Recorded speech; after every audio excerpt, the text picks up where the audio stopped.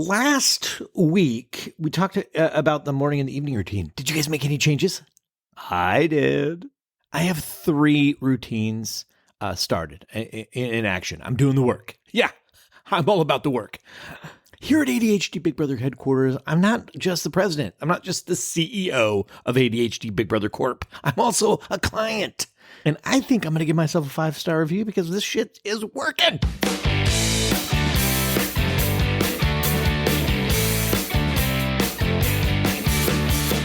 You are listening to ADHD Big Brother, the podcast for adults struggling with their ADHD and their depression and anxiety and blech. I'm your host, Russ Jones. I'm an ADHD coach, and I run the Platinum Award-winning community coaching of the same name, ADHD Big Brother. And I also have ADHD and depression. It's craptastic.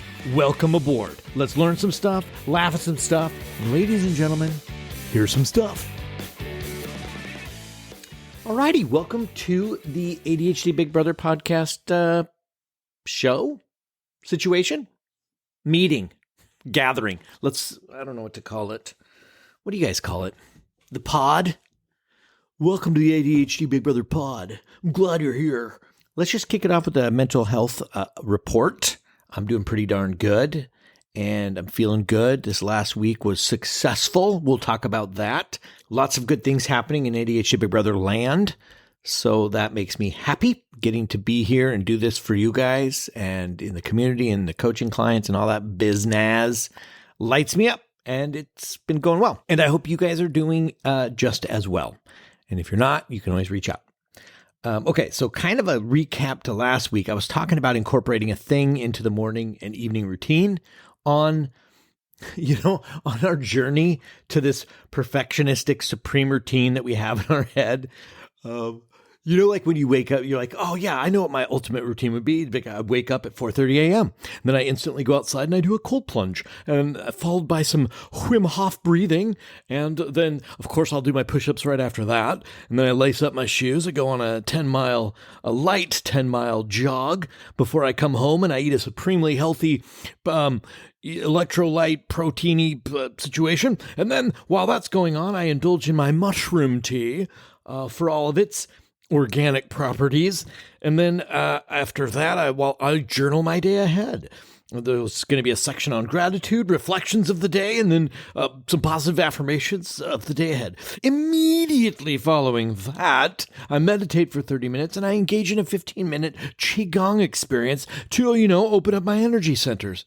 And then I head to the mirror. I talk to myself for about 10 minutes, have a conversation, affirming all kinds of great shit. And then I get my kids up and I make pancakes before I scramble them off to school. And then we have this big idea of this big awesome routine, and then because we didn't do the first part of it, the whole thing's shot, and then we don't have a routine. The whole thing's ruined. It's botched. What a giant failure. So knowing that possibility, last week the challenge was, what's one thing that we could add to the current unhelpful routine? For me, I have successfully added setting my alarm for 6:30 a.m. And the big thing there is that I cannot snooze. I do very well with black and white type stuff, like yes or no, do it or don't do it. There's no gray, there's no choice to be had. If I can eliminate choice, oh God, now we're talking.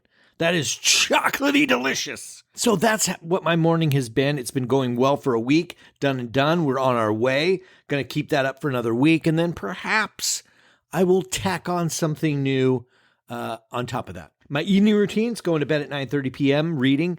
And when I used to do lately was binging a TV show as I lay in bed on the iPad is on right next to me in bed.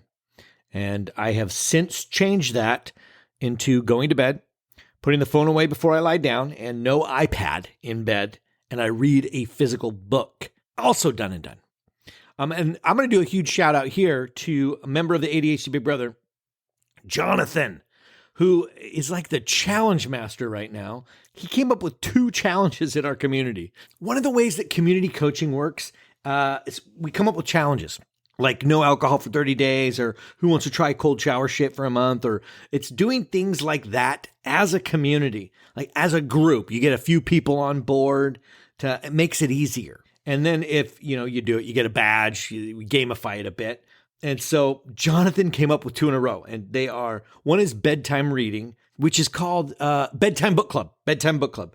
Bunch of people are doing that one. And then he created another one called Broadcast TV Simulator, which is awesome and awful at the same time. It's so good. So the challenge is that you pick a TV show that you would binge, and then you commit to watching it like we used to in the 90s, when it was like, oh, Thursday nights at 8:00. That's when we all gather around and watch, whatever it would have been, Seinfeld or Friends or whatever. Such a good challenge. Just thinking about it. That's going to be a tough one because we're so comfortable and we're so used to being like, no, next one. That's going to be a good experiment. So huge shout out to you, Jonathan. Great challenges. Looking forward to it. I do want to address an aspect of this work because you guys know I'm an ADHD coach. I've been coaching for years now, and I know a load of tips and tricks and workarounds. I know how to talk to people. I know how to talk to myself. There's all this knowledge, this wealth of knowledge, and still the work can be really freaking hard. Especially I carry we're all comorbid with stuff. We are all, some of us have anxiety. My gift that I got with my ADHD was depression. And so it makes routines really freaking hard sometimes. Or I'll say this, like we have our ups and our downs, we have our yins and our yangs. And I have this tendency in my world, if I have a routine going like that's really tight and it's effective, and then I sink, maybe I hit a depressive episode for a while and all the good routines just fly out the window. It could be a real bummer, like my big win for this stuff is in being cool with myself. Like we have to be cool with ourselves about the process. We have to be cool with ourselves even when we're not cool with ourselves. We have to be cool with the fact that we're not cool with ourselves. And I do know how ridiculous that sounds, but that's the way it is. For me, it's about how soon can I catch myself being off the rails and how soon can I get myself back on the rails. And how I continually nudge forward as long as it takes. Any of you guys have that? Like the comorbid depressos out there? Do you guys relate to this? I could have a kick-ass situation, and if I sink into the darkness for too long, then everything goes to shit. Every good habit, it's like the feeling, I guess, of having to start from scratch, which is so frustrating. And this is like a general note for managing a life with ADHD. It's not perfect. The systems aren't perfect. The solutions aren't always permanent. What works great today doesn't work tomorrow, but then magically 3 days later, it works again. The only thing that you can absolutely rely on is stopping and giving up. You can 100% guarantee success at failing.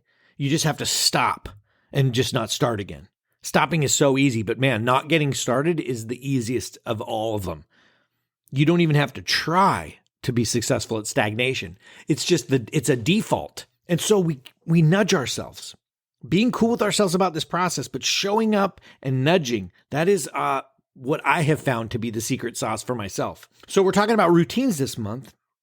How do we create routines when we're so used to needing things to feel quote unquote right? It's hard to get out of a stagnant period when we can't imagine the thing that we want to do feeling the way we think it's supposed to feel. Like, how do we do a thing that we want to do, that we've decided that we want to do, but it never feels right in the moment? Like, how do you do it then? That is such an ADHD hurdle. Most of the time, we're battling against the brain's conviction that this is not meant to be. This task, this thing I'm trying to do, it's not right. Or that it's meant to be later. Because right now it's a no, but I can maybe see myself doing this later, so later is right. But we know how that works, right? Later arrives, and then it doesn't feel right. And so we keep pushing it forward and forward. One way to potentially make an aspect of a routine stick is to attach it to something that you already do. I think most of you guys have probably read that book, Atomic Habits. It's pretty popular. It's a chunky read, but it talks about habit stacking. And so I'll use daily meditation as an example here. Like, let's say we want to build that routine.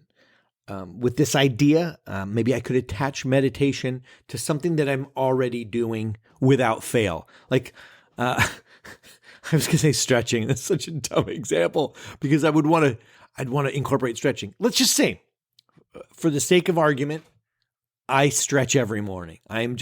For some reason, I love it. It's a part of my nature. It's a part of who I am. I stretch. Yeah, guys, I stretch. I'm a stretcher. And so maybe what I could do is I could attach meditating to the tail end of stretching, which I do every single day, according to what I'm just saying in this example. And then rather than make it a 30-minute meditation, which was what my ideal is, maybe I make it a 5-minute meditation. So I'm just trying to get into the habit of the transition from stretching to meditating, a nice short increment of time. That's one way to go. Or another option would be to pick a time to meditate that is based on a guaranteed opening in the schedule. And this is something I did with my walking. To just briefly explain the walking, I found a time in the middle of the day that was currently open. And so I set it as an appointment, a reoccurring appointment for 1 hour. It's walking. That way, nobody can book my time. Nobody can set up an appointment. Nobody can do anything because my calendar has already booked it out. And that's the time that I'm walking. Because if I just say, I want to get in the habit of walking, and I'll walk every day, and there's no specificity to it, then I'm more likely to keep putting it off because it doesn't feel right. What I'm doing is I'm creating a window of opportunity that is defined. And so then I can use my ADHD tools and tricks to get started in that pocket of time, that it's an appointment that I've set, that I'm going to keep it. It's like a doctor's appointment, blah, blah, blah, blah, blah. This is not a flawless methodology that guarantees success, but it does make it more likely to happen though. And let's just leave this at those two options. Stack an aspect of the routine onto something that you already do. And then the other one is set an appointment time for it. My challenge for you this week is to try these. Even if in your head you're saying, well, they won't work for me. I already know that. I already know this isn't going to work. Put it to the test. I dare you. And it's only 1 week. It's only 2 things to try. I prefer to keep it like that. You know, it's going to be hard enough to try 2 things. Imagine if I was like, hey, Lee, welcome to ADHD town. Here are 7 ways to build a routine. You know what happens during that? Which one do you choose? That gets too many options, creates too much choice, which to me is an ADHD nightmare. Like, which one do I pick? How do I know which one to pick? And, you know, maybe I'll pick one and I'll give it a half-hearted attempt and I'll just quit right away because there's 6 other things I can try. Let's spend a week just really trying a thing. Let's give it a thwacksky-poo, you wanna? This is the kind of stuff that I really like doing, is the work. You know, so many of us with ADHD, we know it all, but we don't do the work. How many books can we read on ADHD and go, yeah, I know every corner of my mind and how I am the way I am, and I still don't do any of the work? That is, if I was to have a mission statement, that would be my mission, is to help adults with ADHD do the work. That's what I'm really good at. I'm an accountability ninja. This is when I should sell the product here. I have 3 ways now of helping you guys. I can do one-on-one coaching.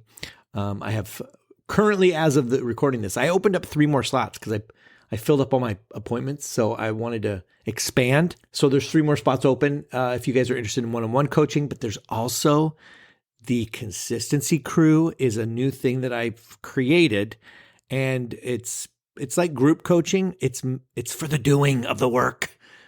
If you are struggling, if you know the things that you want to be doing and you're not doing it, we currently have openings in the Consistency Crew. I'm taking 7 people max for that. It is hardcore accountability. It's meant to be if you want to do the work.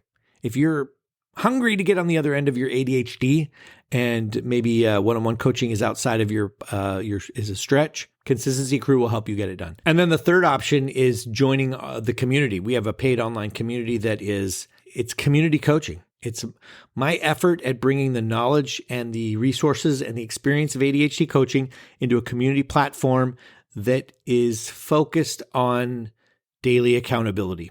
And there's so much more in the community, but if you need help doing the work, this is the thing to join. This is why I built it. And it is what I continually work on inside the community. You got to check it out to really get it. And if you check in the show notes, you might be able to get it for $10 for 10 days still. I had that running back in December, and it was a hit. So I just kept it going. Okay, that's it. You guys, I love this stuff. If you have questions about any of this, reach out. Shoot me an email. If I can help, I will. This is my jam. And with that, I hope you have a fantastic week, and I shall talk to you later.